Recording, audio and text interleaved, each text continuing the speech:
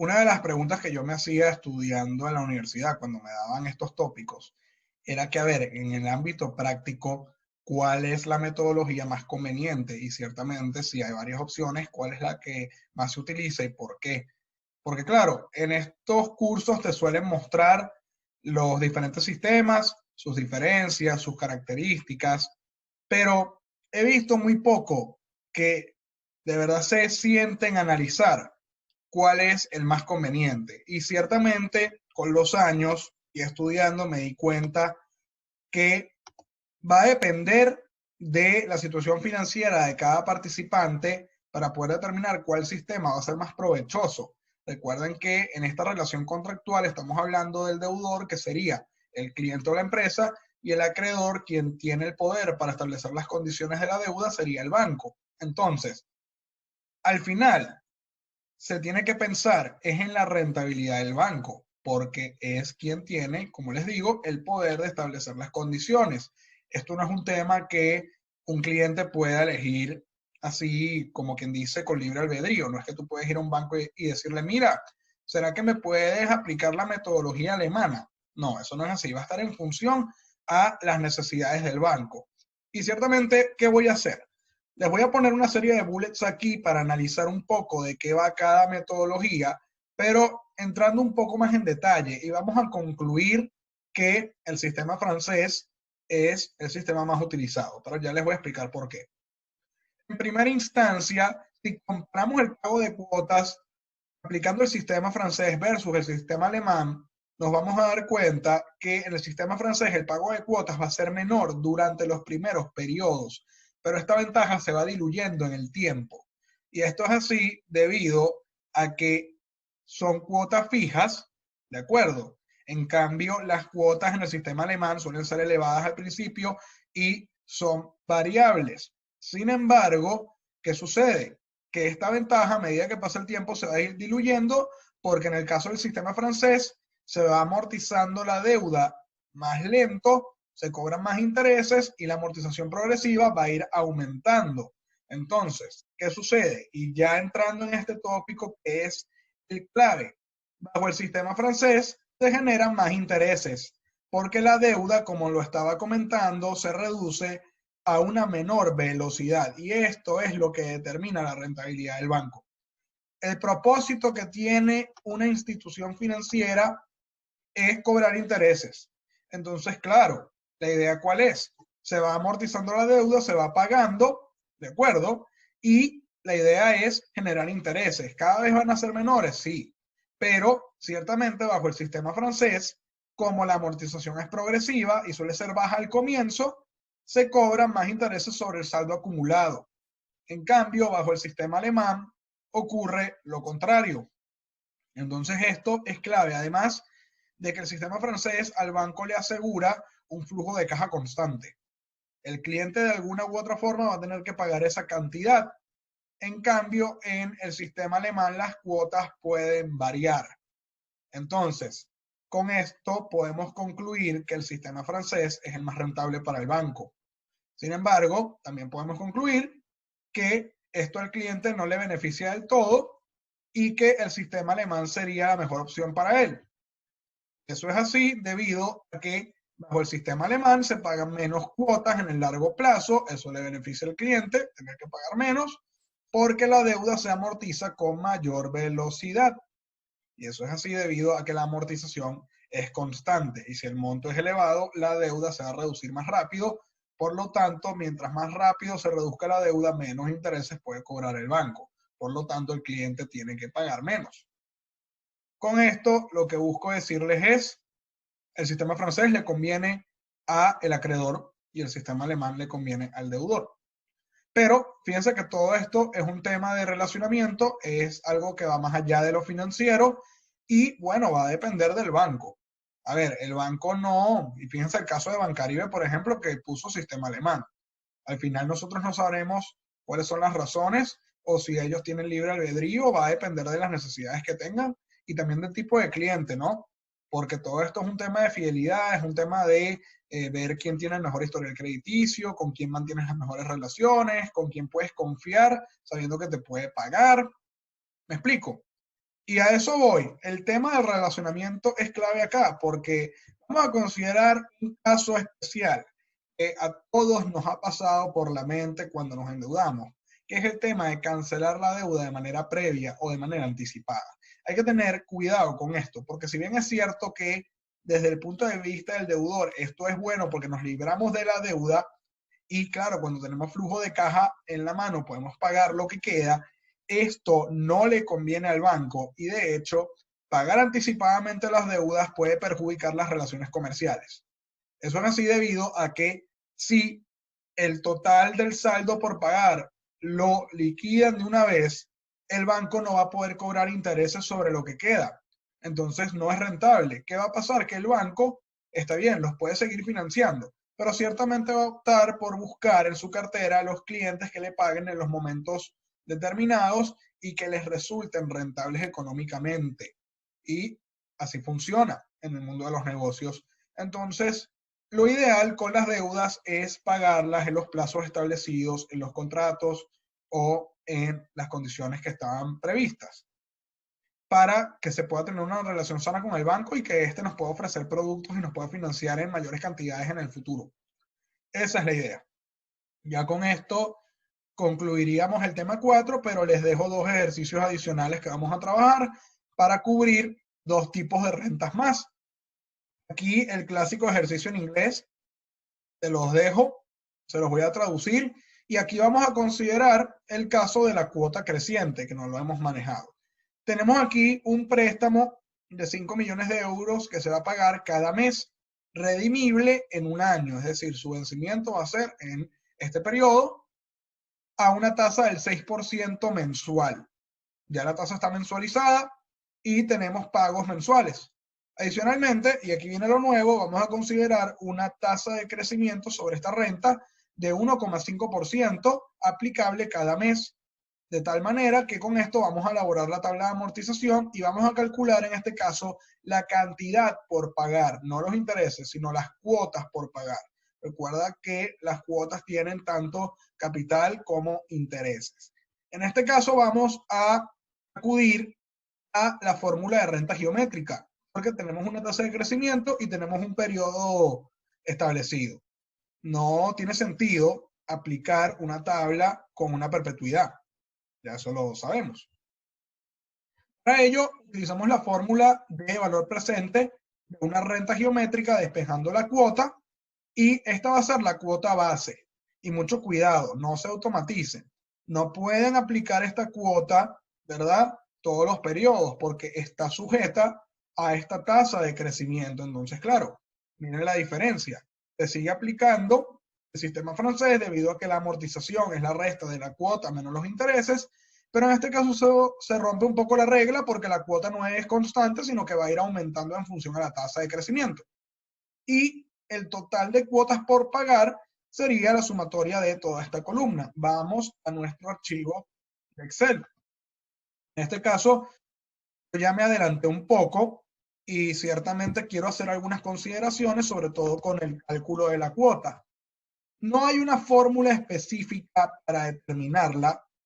Sin embargo, yo dije, bueno, tengo que hacer esto a mano, de manera manual, literalmente replicar la fórmula matemática aquí en Excel. Y tienen que tener mucho cuidado a la hora de elaborar esto, porque aquí tienen que tener presente los paréntesis, las multiplicaciones, todas las operaciones tienen que estar bien colocadas.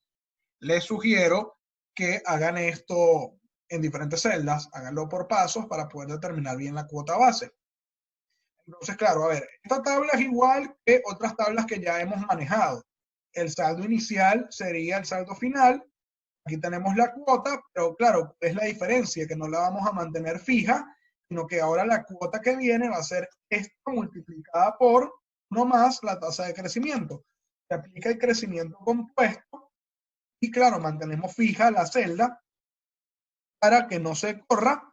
En este caso procedemos a calcular todas las cuotas y ya con esto resolvemos esta parte también porque tenemos la sumatoria. Bien, ahora los intereses, mismo de siempre, saldo inicial multiplicado por la tasa mensual, 6, también la dejamos fija para evitar inconvenientes la amortización, cuota menos intereses, y el saldo final, tomamos el monto anterior y le restamos la amortización del periodo. Ya con esto deberíamos estar listos. Procedemos. Claramente ocurre un error y es bueno que estén pendientes debido a que se copió esta fórmula. Entonces aquí lo que hay que estar pendientes es de escribir. Volvemos a poner nuestra tasa, nuestra cuota creciente, perdón, y ya se arregla. Y de hecho nos basamos en esta fila que está acá. Es bueno que ocurran estos errores en los videos de clase para que estén pendientes. Y fíjense cómo ya tenemos nuestra cuota creciente y nos da 0. Estamos listos por acá. Cualquier duda me la pueden comentar y siempre es bueno darle pausa a los videos e ir anotando cuestiones. Vamos a concluir este tema con el ejercicio número 5 de clase, que dice así. Supongamos que una empresa petrolera le debe a un cliente una cantidad que asciende a 122.577.876. Este sería el valor presente de nuestra deuda. Pero, fíjense una cosa, estamos hablando de una deuda comercial, porque son unas cuentas por cobrar. En este caso, el cliente le vendió a la empresa, puede ser algunos taladros o algunos equipos de perforación, perdón, por esta cantidad, y como incentivo se le permitió a la empresa pagar en un momento posterior. Entonces esta es una aplicación de las rentas porque es una venta a plazos, en donde el cliente le puede cobrar a la empresa unos intereses. Entonces, ¿qué sucede aquí? Digamos que luego de unas negociaciones, esta deuda pendiente se reestructuró el 1 de enero de 2018. Para esta fecha, la empresa petrolera no podía pagarle esta deuda pendiente al cliente, entonces se hizo un contrato con unas cláusulas para otorgarle un periodo de gracia hasta el 1 de enero de 2020. Estamos hablando de 2 años, para comenzar a pagar unas cuotas trimestrales por 3 años. Entonces, con esto, lo que les quiero decir es que estamos hablando de 8 trimestres de periodo de gracia y estamos hablando de 12 trimestres de operación. Si sumamos ambos, nos da 20 trimestres a una tasa del 6,5% anual. Entonces, lo que se debe hacer aquí es convertir la tasa anual a periódica trimestral, tomando en cuenta, y miren esta modalidad que interesante porque lo hablamos en el tópico de las rentas diferidas, que durante el periodo de gracia los intereses se van a capitalizar en la deuda y que las cuotas van a ser de carácter variable. ¿Qué significa esto? Que si bien es cierto que no se van a pagar cuotas durante el periodo de gracia, la deuda va a aumentar debido a que los intereses se van a acumular en el capital. Y esto es así porque el costo de oportunidad de esperar del acreedor está presente y tiene que compensarlo con este adicional. Entonces habría que recalcular la cuota. En este caso es variable, por lo tanto estamos hablando del sistema alemán. Ya con esta información podemos elaborar la tabla de amortización posterior a la reestructuración y analizar los resultados.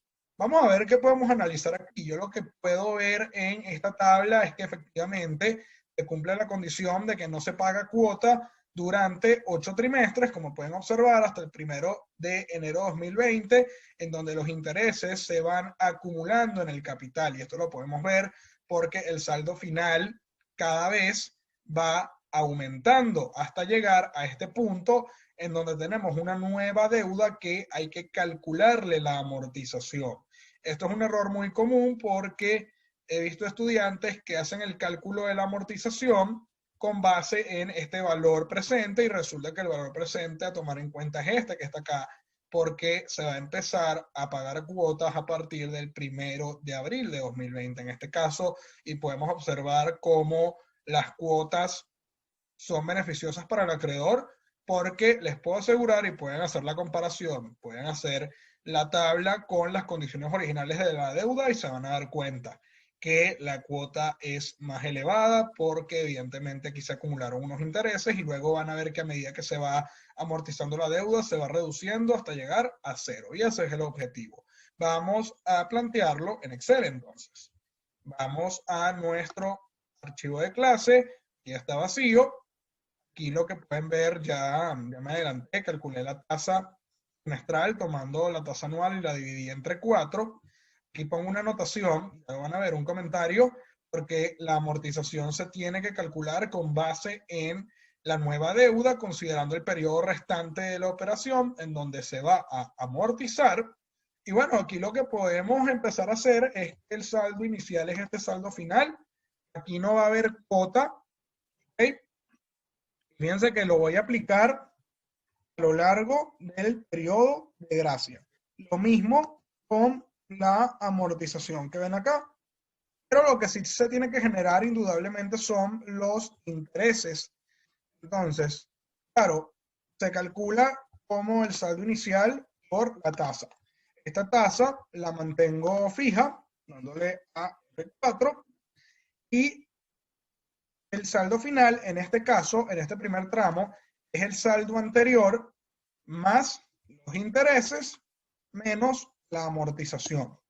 Pendientes de cambiar esta estructura cuando se empieza a amortizar la deuda, porque si no lo hacen, pueden cometer errores y evidentemente la tabla no les va a dar. Voy a proceder a copiar esta información durante todo el periodo de gracia y van a poder observar cómo la deuda se va acumulando. Bueno, los intereses se acumulan en la deuda y este sería nuestro nuevo valor presente que vamos a basar esta amortización. Vamos a hacer el cálculo aquí para que lo vean. Tomo este monto y lo voy a dividir, esta vez no entre 20, como debería ser originalmente, sino que yo voy a considerar el plazo que queda, que sería 20 menos 8. Y aquí tenemos el monto de la amortización que vamos a mantener constante. Acá selecciono, lo dejo fijo y procedemos a hacer lo que hemos hecho siempre. Este saldo es este. Ahora sí, vamos a calcular la cuota, en donde tomamos la amortización y tomamos los intereses, los sumamos. Y aquí, en saldo final, sí hacemos nuestro cálculo normal de tomar el monto anterior y restarle dicha amortización. Ya con esto estamos listos. Basta con copiar todo esto hasta el final, pegar y tenemos nuestra deuda efectivamente saldada. Espero que este video les haya sido de utilidad, así como este tema 4. Como pueden ver, ya estamos abarcando tópicos más prácticos. Cuento con tu suscripción en el Aula Financiera, con tus comentarios y con tu like. Nos veríamos entonces ya en el tema número 5. Para finalizar, quiero agregar que me tomé la molestia también de calcular el total de la amortización para verificar que efectivamente calculé bien la cuota, perdón, no la cuota, la amortización, de tal manera que coincida con el total de la deuda nueva. Y con esto estaríamos listos por ahora.